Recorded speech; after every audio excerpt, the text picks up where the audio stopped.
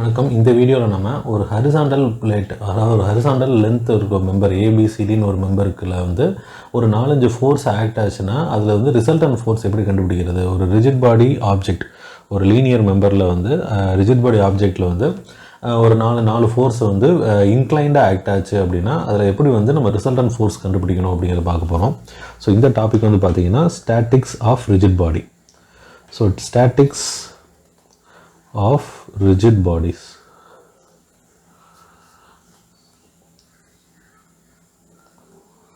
So first நான் question read பண்ணுறேன். ABCD is a weightless rod under the action of 4 forces P, Q, S and T as shown in the figure. If P is equal to 10 Newton and Q is equal to 4 Newton and S is equal to 8 Newton and T is equal to 12 Newton, calculate the resultant and mark the same in the direction with respect to the end A of the rod. So நான் already சொன்ன மாதிரி resultant ஃபோர்ஸுங்கிறது வந்து என்னது, இங்கே just வந்து ஒரு ஃபோர்ஸோ அதோட angle மட்டும் கண்டுபிடிக்கிறது இல்லை, இங்கே வந்து ஆக்ஷன் ஆஃப் பாயிண்ட் ஆஃப் அப்ளிகேஷனையும் நம்ம கண்டுபிடிக்கணும். ஸோ ஃபஸ்ட் வந்து பார்த்தீங்கன்னா பாயிண்ட் ஏ,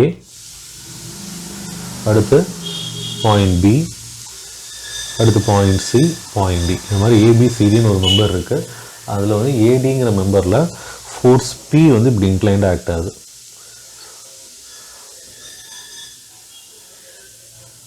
அடுத்து இங்கே டி, Q வந்து டுவர்ட்ஸ் த மெம்பர், அடுத்து எஸ் வந்து இப்படி மெம்பர்.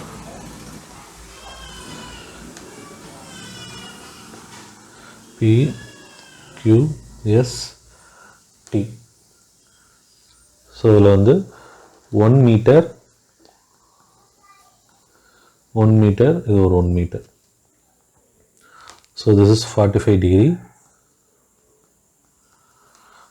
ஸோ இது வந்து பார்த்தீங்கன்னா 30, இதுவும் 30 டிகிரி. ஸோ இது வந்து 60 டிகிரி. ஸோ ஒரு ஃபோர்ஸ் வேல்யூ நம்ம எழுதிடலாம். P is equal to 10 Newton, Q is equal to 4, 8, 12. So 4 Newton, 8 Newton, T is equal to 12 Newton. So இந்த மாதிரி இருக்குது. ஸோ இப்போ நம்ம என்ன பண்ணணும், இந்த ஃபோர்ஸ் வந்து நம்ம தனித்தனியாக ரிசால்வ் பண்ணி வச்சுக்கலாம். ஸோ அந்த மாதிரி நீங்கள் ஒவ்வொரு ரிசால்வ் பண்ணிருந்தீங்கன்னா ரொம்ப கஷ்டம். நம்ம ஃபார்முலா எக்ஸ்பிரஷனில் எழுதும்போது வந்து அந்த ஃபோர்ஸ் வந்து நீங்கள் ரிசால்வ் பண்ணிக்கோங்க. இப்போயே நீங்கள் ரிசால்வ் பண்ணி வச்சுட்டு இருந்தீங்கன்னா அது வந்து ஒவ்வொரு அடையும் அதோட ப்ராக்டிஸ் வந்து உங்களுக்கு இருக்காது. ஸோ ஃபஸ்ட்டு வந்து பார்த்தீங்கன்னா we have to apply equilibrium condition. So நம்ம ஈக்குலிபிரியம் கண்டிஷன் அப்ளை பண்ணுறது ஃபஸ்ட்டு எதுக்கு என்ன கண்டுபிடிக்கிறோம்னா magnitude of the resultant force, magnitude of resultant. So that is R கண்டுபிடிக்கணும். ஸோ ஆரோட ஃபார்முலா நமக்கு என்னது, ரிசல்டன்ட் ஃபோர்ஸ் ஒரு 2 டைமென்ஷனில் ரிசல்டன்ட் ஃபோர்ஸ் எப்படி கண்டுபிடிக்கணும், R equal to sigma h square plus sigma v square. அப்போ ஃபஸ்ட் வந்து என்ன பண்ணுறோம், finding summation of all the horizontal forces கண்டுபிடிக்கிறோம். ஸோ இதில் 4 ஃபோர்ஸ் இருக்குது, 4மே இன்க்ளைன்டு ஃபோர்ஸ். அப்போ 4 இன்க்ளைன்டு ஃபோர்ஸ் நம்ம என்ன பண்ணணும், ஹரிசாண்டல் வெர்டிக்கலாக கன்வெர்ட் பண்ணணும். ஸோ இப்போ ஹரிசாண்டல் ஃபோர்ஸ் மட்டும் தான் வேணும். இப்போ பியோட ஹரிசாண்டல் காம்பனண்ட் என்னது, இதோட P cos 45, left towards left இருக்கிறதுனால minus 10 cos 45 degree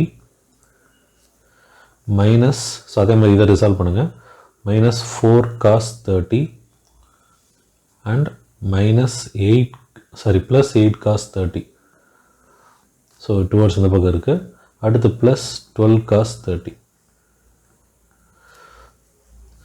sigma h is equal to, so sigma h is equal to, இதை சால்வ் பண்ணுங்கள், 10 cos 45 இதெல்லாமே ஆட் பண்ணி நம்ம சால்வ் பண்ணோம் அப்படின்னா இட் இஸ் 2.393 நியூட்டன்.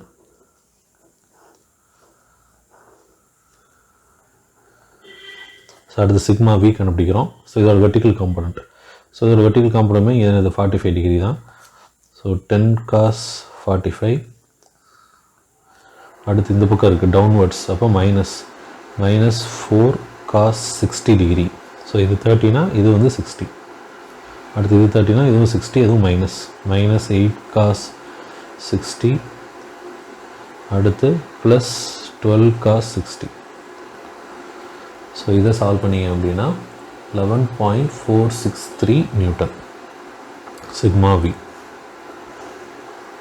ஸோ நம்ம இதை வச்சு என்ன பண்ணிடலாம், we can easily find resultant force root of 2.393 square plus 11.463 square, which is equal to 11.71 Newton.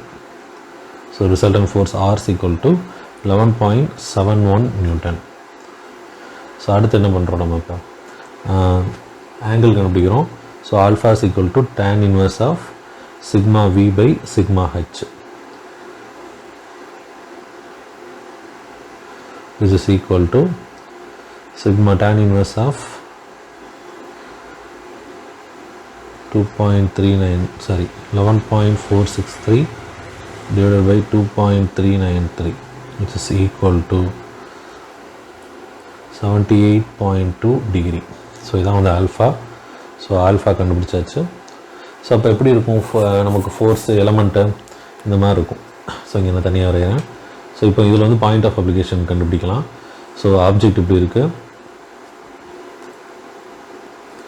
Force வந்து எப்படி இருக்கும் நமக்கு வந்து sigma H positive, sigma we positive, ரெண்டுமே வந்து பாசிட்டிவாக இருக்குது. அப்போ ஃபோர்ஸ் வந்து எப்படி இருக்கும், ஃபஸ்ட் குவாட்ரண்ட்டில் ஆக்ட் ஆகிற மாதிரி இருக்கும்.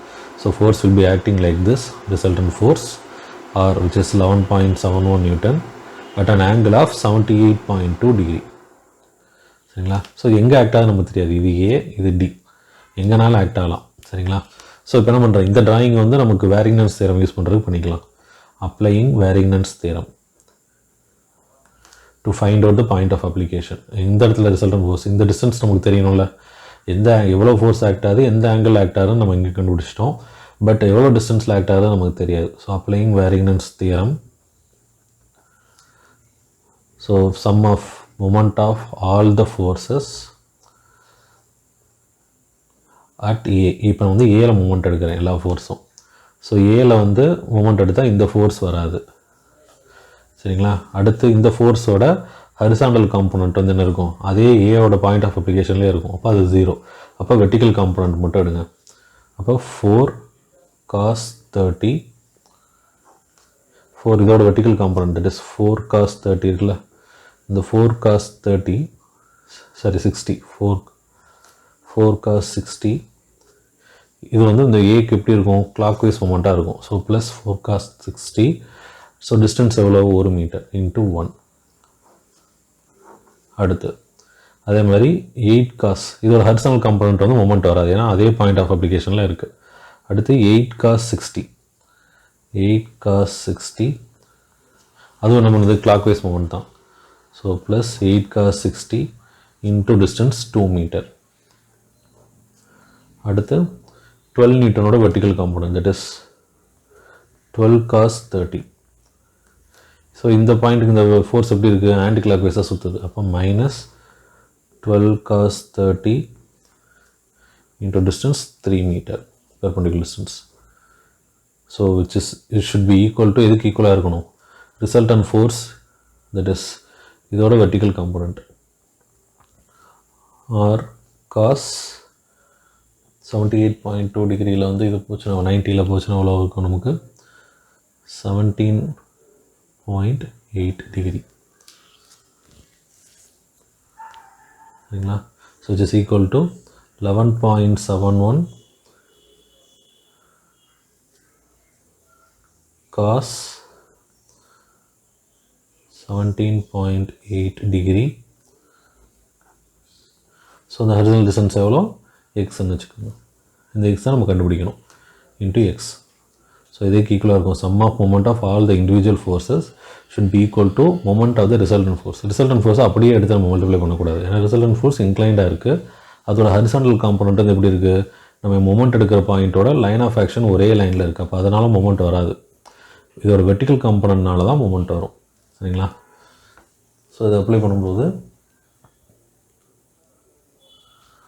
So 4 cos 60 into 1, 8 cos 60 into 2, minus 12 cos 30 into 3, which should be equal to, இதோட வேல்யூ வந்து பார்த்தீங்கன்னா minus 21.176 newton metre, which should be equal to 11.71 cos 17.8 into x. So x equal to 1.847 metre. So இந்த value வச்சு இதை divide பண்ணோம் அப்படின்னா x equal to 1.847 metre. So இந்த distance கண்டுபிடிச்சாச்சு. 1.847 மீட்டர். ஸோ இது வந்து ரொம்ப சிம்பிளான ப்ராப்ளம். ஸோ இதே மாதிரி என்ன வருவாங்க, நிறையா ஃபோர்ஸஸ் இருக்கிற பாக்ஸ் மாதிரி கொடுத்து நமக்கு என்ன இந்த ஃபோர்ஸில் எல்லாமே என்ன நமக்கு ப்ராப்ளம் இல்லைன்னா பாயிண்ட் ஏவோட எல்லா ஃபோர்ஸோட ஹரிசானல் காம்பனண்ட்டும் ஒரே கொலினியராக இருக்குது. ஸோ அதனால் அந்த காம்பனண்ட்டோட மொமெண்ட் வராது. சப்போஸ் இந்த மாதிரி ஒரு ஸ்கொயர் ரெக்டாங்கிளில் ஏதோ ஒரு கார்னல் நீங்கள் மொமெண்ட் எடுக்கிறீங்க அப்படின்னா இந்த ஹரிசாண்டல் ஃபோர்ஸ்னால் நமக்கு இந்த பெர்பெண்டிகுலர் டிஸ்டன்ஸ் இருக்கும். ஸோ மொமெண்ட் எடுக்கலாம். அதே மாதிரி இப்படி ஒரு ஃபோர்ஸ் இருந்துச்சுன்னா இந்த பாயிண்ட்டுக்கும் இதுக்கும் டிஸ்டன்ஸ் இருக்குது. ஸோ மொமெண்ட் எடுக்கலாம். ஸோ ஒரு ஃபோர்ஸ்னால் ஒரு பாயிண்டில் மொமெண்ட் இருக்கா இல்லையான்னு நம்ம தான் டிசைட் பண்ணணும். சரிங்களா? இன்னும் வந்து இன்ஜினியரிங் மெக்கானிக்ஸ் வீடியோஸ் பார்க்கணும் அப்படின்னா சேனலை சப்ஸ்கிரைப் பண்ணுங்கள். அவங்க ஃப்ரெண்ட்ஸுக்கு வந்து ஷேர் பண்ணுங்கள். தேங்க்யூ.